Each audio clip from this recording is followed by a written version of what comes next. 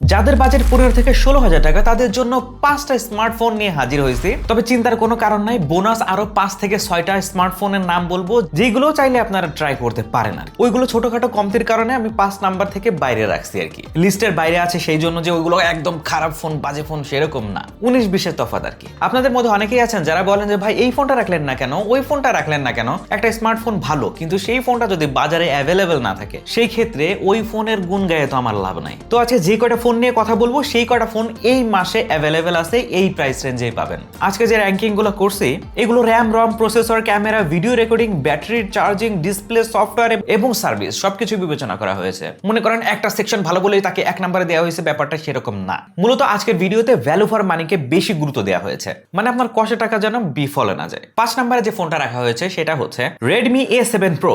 এই ফোনটা কিন্তু এই বছরেই রিলিজ হয়েছে। 464 র্যাম রম ভেরিয়েন্ট নিয়ে এই ফোনটার বর্তমান বাজার মূল্য হচ্ছে 15,999 টাকা। এই ফোনটিতে পাচ্ছেন 6.9 ইঞ্চির HD+ IPS LCD ডিসপ্লে, 120 হার্টজের রিফ্রেশ রেট রয়েছে। আর বুঝতেই পারতেছেন বেশ বড় সড়ো ডিসপ্লে দেওয়া হয়েছে এই ফোনটিতে। আপনি ফেসবুক ব্যবহার করেন, সাধারণ ব্রাউজিং করেন, মানে ঠিকঠাক পারফরমেন্সই দেবে। তবে HD+ শুনে অনেকের মন খারাপ হয়ে যাইতেই পারে, সো বেশি শার্পনেস আশা করবেন না। পারফরমেন্সে রয়েছে 12 ন্যানোমিটারের UniSoC T7250 প্রসেসর। সো আপনি সহজেই বুঝতে পারছেন আপনি রেগুলার যে কার্যক্রমগুলো করেন সেগুলো তো করতে পারবেন, যেমন ইউটিউব ব্রাউজিং হতে পারে, ওই যে সোশ্যাল মিডিয়ার কথা বললাম, এবং হালকা পাতলা গেমিংও কিন্তু এই ফোনটা দিয়ে করতে পারবেন। এখন যদি আপনি বলেন যে ভাই আমি হেভি গেমিং করতে চাই, এই ফোনটা দিয়ে কিন্তু হেভি গেমিং করার জন্য ভালো হবে না। পিছনে রয়েছে 13 মেগাপিক্সেলের মেইন ক্যামেরা, সাথে 8 মেগাপিক্সেলের সেলফি ক্যামেরা, এবং এই ফোনটা দিয়ে সর্বোচ্চ 1080p 30fps শুট করতে পারবেন। দিনের আলোতে এই বাজেট রেঞ্জের আর 10টা ফোন যেরকম পারফরমেন্স দেয় ক্যামেরাতে সেরকম পারফরমেন্সই পাবেন। যারা এই বাজেট রেঞ্জের মধ্যে ক্যামেরা ফোকাস ডিভাইস আছেন এটা কিন্তু সেরকম হচ্ছে না। এই ফোনটার সবচেয়ে বড় সুবিধা হচ্ছে এর ব্যাটারি, 6000 mAh এর ব্যাটারি ব্যবহার করা হয়েছে এই ফোনটিতে।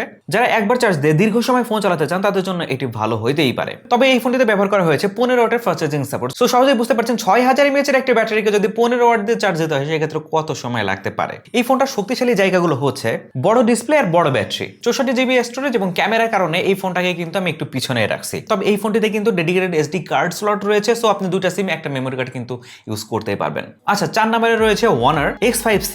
এই ফোনটা কিন্তু গত বছর অক্টোবরে রিলিজ হয়েছিল। তবে এই মুহূর্তে যে ফোনগুলো লঞ্চ হচ্ছে আমার মনে হয় আগের ফোনগুলোতে আরো বেশি ভ্যালু ফর মানি ডিভাইস দিচ্ছিল।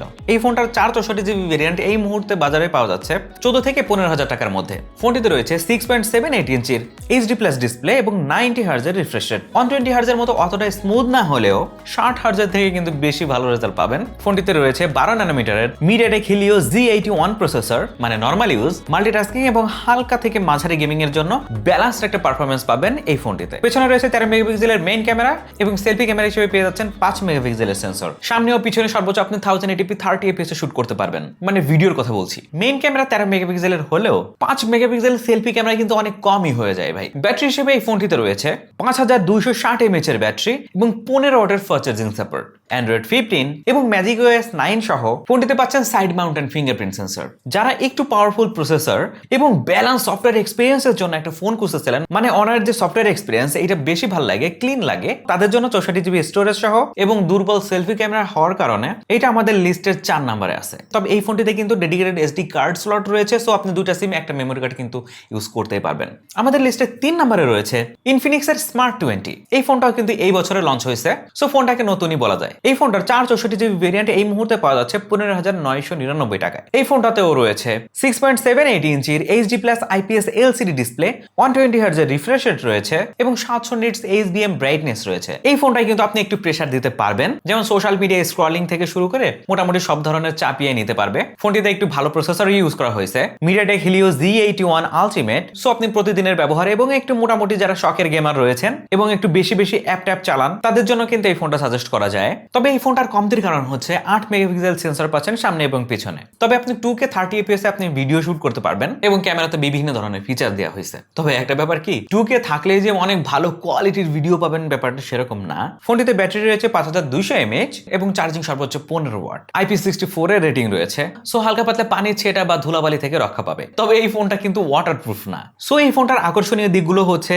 120 hertz refresh rate, Helio Z81 Ultimate processor, IP64 এর রেটিং প্রসেসিং কিন্তু 64 জিবি স্টোরেজ এবং সাধারণ মেইন ক্যামেরা হওয়ার কারণে এই ফোনটাকে আমরা 3 নম্বরে রাখছি। তবে এই ফোনটাতে ডেডিকেটেড এসডি কার্ড স্লট রয়েছে, দুইটা সিম, একটা মেমোরি কার্ড কিন্তু আপনি ইউজ করতে পারবেন ফোনটিতে। তো আমাদের 2 নম্বরে রয়েছে Redmi A5।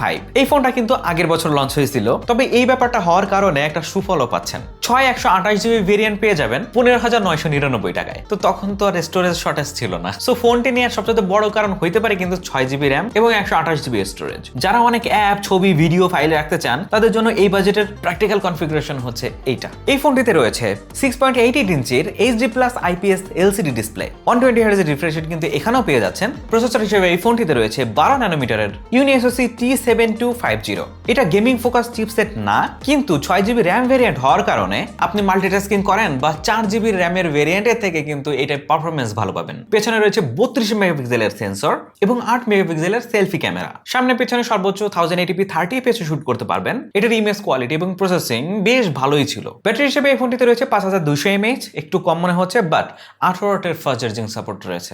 Android 15 Go addition রয়েছে, সো স্টক একটা ফিল পাবেন এবং হাইপার ওএস দেওয়া হয়েছে। সো যারা Redmi OS এ অভ্যস্ত তাদের জন্য কিন্তু বেশ ভালোই হচ্ছে। সো এই ফোনটার পাওয়ার পয়েন্ট হচ্ছে 6GB RAM, 128GB storage, 120Hz refresh rate, 18 ওয়াটের ফাস্ট চার্জিং। মানে এই সব কিছুর কম্বিনেশন না এটাকে বেশ ভালোই ভ্যালু দেয়। তবে প্রসেসরটা কিন্তু হেভি ইউজারদের জন্য না, তবে ওই যে র্যামের সাপোর্ট থাকার কারণে আপনি মোটামুটি বেশ ভালোই প্রেসার দিতে পারবেন ফোনটাকে। আর হ্যাঁ, ডেডিকেটেড সিম কার্ড স্লট রয়েছে, সো দুইটা সিম, একটা মেমোরি কার্ড কিন্তু আপনি ইউজ করতেই পারছেন। আমাদের 1 নাম্বার যে ফোনটা রয়েছে এই বাজেট রেঞ্জে সেটা হচ্ছে Samsung Galaxy A06। জানি এই ফোনটা বেশ পুরনো, 2024 সালে এটা রিলিজ হয়েছিল, বাট আপনারা সবাই জানেন স্যামসাং ফোন কিন্তু সহজে বুড়ো হয় না।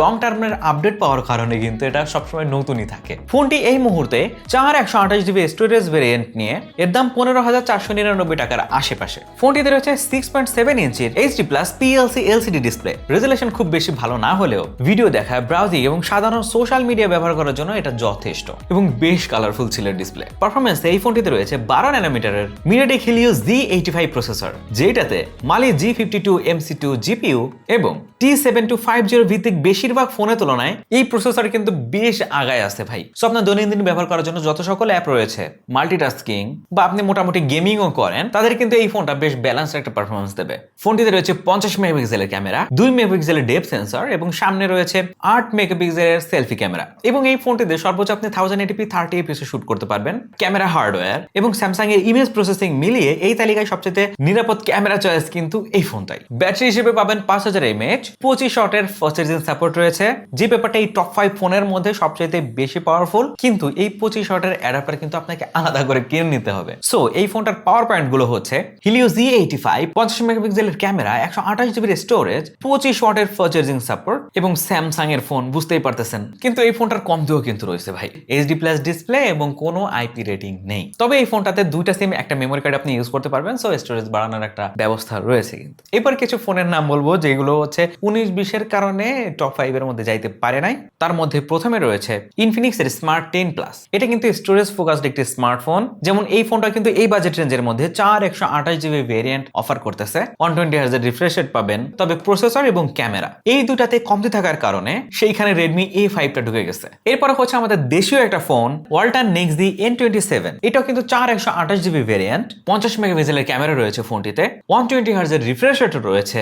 এই ফোনটাও কিন্তু আপনারা দেখতে পারেন। Realme Note 70 রয়েছে, 6300 mAh এর ব্যাটারি রয়েছে এই ফোনটিতে, কিন্তু 464GB ভেরিয়েন্ট। এই ফোনটাও কিন্তু আপনারা চয়েস লিস্টে রাখতেই পারেন। এরপর যারা ভিভোর ফোন পছন্দ করেন তাদের জন্য কিন্তু Vivo Y04 রয়েছে। এই ফোনটাও কিন্তু আপনার ব্যাটারি, স্টেরিও স্পিকার এবং IP64 এর জন্য মানে আপনার চুজ করতে পারেন। তবে এই ফোনটার দাম এই মুহূর্তে এক্স্যাক্টলি কত, 15-16 হাজার টাকার মধ্যে থাকলে কিন্তু এটা নিতে পারেন। যদি একটু বাইরে চলে যায় সেই ক্ষেত্রে এটা কিন্তু আপনারা একটু বাইরে রাখেন খাতার। এছাড়াও Tecno Aspire Go 3 এবং Poco C71 এই বাজেট রেঞ্জের মধ্যেই পাবেন। ছোটখাটো কিছু কমতির কারণে কিন্তু এইগুলো টপ 5 এর বাইরেই রাখছি। এখন সব শেষ কথা হচ্ছে পারফরমেন্স, ক্যামেরা এবং ফাস্ট চার্জিং চাইলে Samsung Galaxy A06 সবচেয়ে ব্যালেন্স একটা ফোন হবে আপনার জন্য। বেশি র্যাম, স্টোরেজ চাইলে Redmi A5টা বেশি প্র্যাকটিক্যাল। আর যদি 120Hz রিফ্রেশ রেট, IP64 এবং লেটেস্ট টাইপের কোনো স্মার্টফোন চাইলে Infinix Smart 20 দেখতে পারেন। মোটামুটি ডিজাইনও লাগবে, Helio Z81 এর মতো প্রসেসরও লাগবে, সেই ক্ষেত্রে Honor X5C টা দেখতে পারেন। আর বড় ব্যাটারি বড় ডিসপ্লে চাইলে Redmi A7 Pro ভালো একটা অপশন হইতে পারে। কিন্তু সবশেষ কথা হচ্ছে কোনো ফোনই কিন্তু বেস্ট না, আপনার ইউজ কেসের উপরে কিন্তু অনেক কিছু ডিপেন্ড করবে। তো আপনি সেইভাবে চুজ করতে পারেন। এই মুহূর্তে এই ফোনগুলো কিন্তু বাজারে অ্যাভেলেবেল আছে। এর বাইরেও যে ফোনগুলো রয়েছে সেগুলো হতে পারে ভালো, বাট এই মুহূর্তে বাজারে অ্যাভেলেবেল না, অথবা এই যে প্রাইস রেঞ্জ এই প্রাইস রেঞ্জের বাইরে চলে গেছে। তো কেমন লাগলো আজকের ভিডিও জানাতে বলবেন না, জানিয়ে দিন কমেন্ট সেকশনে। দেখা হচ্ছে পরবর্তী ভিডিওতে। আর হ্যাঁ, এখনো যারা চ্যানেলটিকে সাবস্ক্রাইব করেন এখনই সাবস্ক্রাইব করে রাখেন।